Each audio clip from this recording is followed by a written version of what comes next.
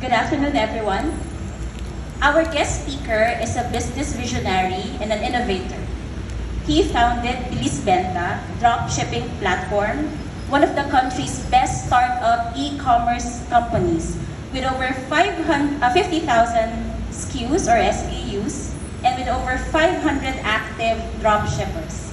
He started with his few employees who also became his companions in growing his company. He has been a recipient of awards in the e-commerce sector and is also a distinguished mentor and, in fact, one of the handful of official Lazada trainers and experts. He has also been awarded as top seller in Lazada, the country's top e-commerce. Sir Chester is also an alumnus of Alibaba Netpreneur 2019 in the Alibaba University delegation that represented the Philippines. Sir Chester desires to help the community of business aspiring entrepreneurs in the e-commerce business. Sir Chester desires to help the community of business people in helping them achieve their goal to become business visionaries as well. Ladies and gentlemen, graduates, let us welcome our guest speaker for today, a distinguished Makati Home alumnus, Mr. Alain Chester SC, Makati Home Mission School, Tashkent, 1994. Thank you for the introduction. Good afternoon, everyone. Good afternoon, guests, parents, faculty, principals, and especially the graduates of 2023, the warriors. Today is a very momentous day. It's a pleasure and a privilege for me to be your keynote speaker. I know I've been bringing, I have experience in sharing and giving inspiration for this summer. Before I do my message, it's my heartfelt congratulations to all the graduating class of 2023. So before I go with my topic, I'd like to share you some of my quotes. Let me start with the slides. Okay? These are the words that I use every day with my employees, with my customers, and with my suppliers. Let me read it to you. Okay? So I always say, negative thinking leads to negative living. When an employee approached me and they would say to me, it's hard, I will always say these things. And I will say to them, an idea is no value until it is executed. So wala silang excuse when they go to me, because I will use this. And usually my employees are very young. I think my average employee's age is around 25 to 26 years old, so younger pa sila. And I always tell them, life is all about choices. Because we all know, young employees, they always want to keep on jumping and jumping from other companies. And I always told them, life is always about choices. And ito pa, hindi lahat ng negosyo, diba? Medyo matanda, medyo malapit. Hindi lahat ng negosyo ay, kumabasa eh. Kayo na lang, hindi ko mabasa doon eh. Matanda kayo. So every problem, there is a solution. If you are not a part of the solution, you are part of the problem. Okay, let me share to you my favorite Bible verse. Can we go to the next slide? I want you to remember this because after my message, I hope this will be also your memory verse. Okay? Sabi dito, Matthew 25:21. His master replied, well done, good and faithful servant. You have been faithful with a few things. I will put you in charge of many things. Come and share your master's happiness. Let's go to the next slide. Do you know that God has given us a divine ability? Let me give you 3 examples about divine ability. When you look at this first animal, it's a bird. Okay? This bird does not need to go to a flying school to learn how to fly. It is a divine ability for the bird to fly on its own because that is what God has mandated for the bird to do. Let's look at the fish. Hindi na kailangan pumunta sa Lozano swimming school. Diba? Because fish will learn on its own how to fish because that's the divine ability. Third, when you look at the seeds, these seeds, when you throw it on the ground, it will really grow because that was what God has designed for this. Let's go to the next slide. Okay? Now, before I want to ask you, which part of your body is the best God created? Do you think? Ano yung pinagmamalaking yung part ng body nyo? Sabi dito yung chinky eyes ko, or yung tantalizing eyes ko, or yung kissable lips ko, or yung distinguished sharp nose ko. Okay, let's go to the next slide. Let us look at these celebrities. Medyo maliit, sorry, medyo malabo na ng mata ko, okay? Look at this first celebrity. Sorry medyo pwet ang nilabas. Okay? Sabi ni Mariah Carey, okay? Makikita niyo yung small words, sorry, hindi ko makita yung atin eh. In-insure ni Mariah Carey yung back niya. With how much? Sorry, hindi ko makita tayo. Kunin ko muna yan yung slides, bro. So I can,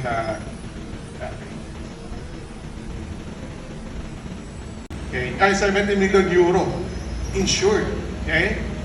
Because yan yung pinaka-favorite part ng body niya. Let us see at Mariah Carey, 500 million legs, sabi niya, okay?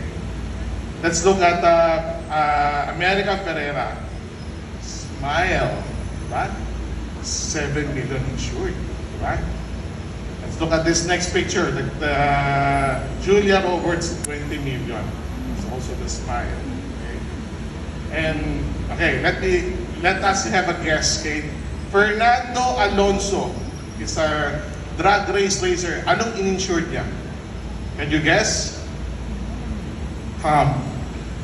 Okay? 9 million euro.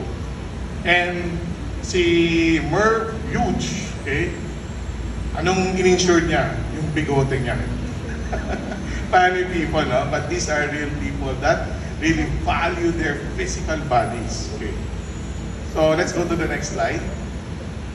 So what does it mean? Which part of your body is the best God created? Okay, God created you and has given you a purpose and existence. If you would understand this statement of purpose and existence, you will understand how to live your life properly. And every day, pag gumising ka sa umaga, you will know why you're waking up and what you will do. Okay, so let's go to the next slide. You know, God has created us with a brain. Have you seen a dog playing a chess match with you? Can you imagine that? Siyempre, never.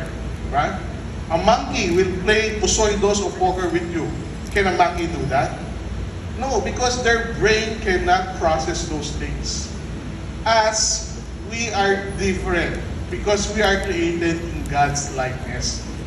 Let's go to the next slide.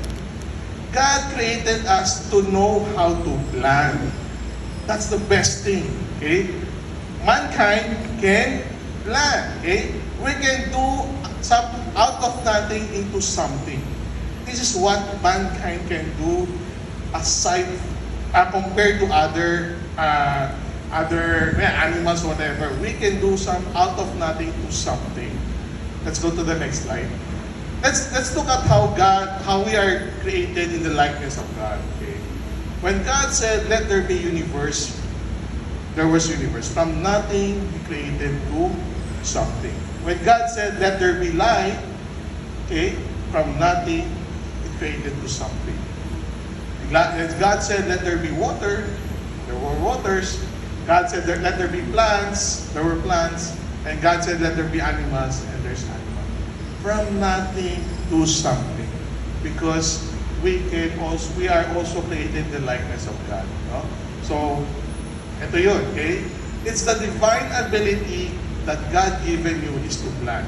So that you can create from nothing to something. Today, I'd like to encourage everyone. When I was also, we were the first batch here in Makati. It was 1994. It was very, ganda, bumalik. It was very long years that I have never seen Makati. Maybe more than 20 years. And when I get back here, I thought si Jerilyn, wait, can I go a tour around muna? Okay, let me look at the CR. Una ko tinignan yung CR, the small CR at the ground floor. Then let me look at the chapel at the ground floor. I was so excited because there were a lot of memories coming back to me. And I look at Shensi Wison, okay? I told Shensi Wison, "Shensi, I look older than you na." Okay, so si Shensi. So those are memories that's coming back to as a alumni of Makati. And always, when I remember when we were graduating, hindi kami ganun ka-proud. Kasi medyo, di ba, bata, di ba? Ganun lang. Pero when you become, when you're working, and when you're doing you're talking with other people, in business, they would ask you, "Where did you graduate?" You have no choice because you choose Makati and you need to be proud of your alumni. Every one of us will just graduate once. But hindi ka pwede magsabi na, "I graduated in like this in 3 schools." No, you will choose one school and you need to be proud of it. And the school will be proud of you also. Whatever you have achieved, you have done in your future. Let's go to the next slide.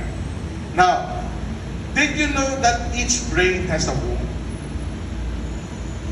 Nuwala po ba kayo? Ang womb is created for women. Pwede nga tinawag na women. Okay? But as as mankind, we also has womb in our brain. What do we need to produce? Because from nothing, we can produce out of something. Let's go to the next slide. Because we can produce our brain child. Okay, so now let me share to you, next slide tayo. Let me share to you some successful people that has their own brain child. Let's look at Jack Ma, that's Alibaba. Let's look at Steve Jobs, that's Apple. Elon Musk, that's Tesla. Bill Gates, that's Microsoft.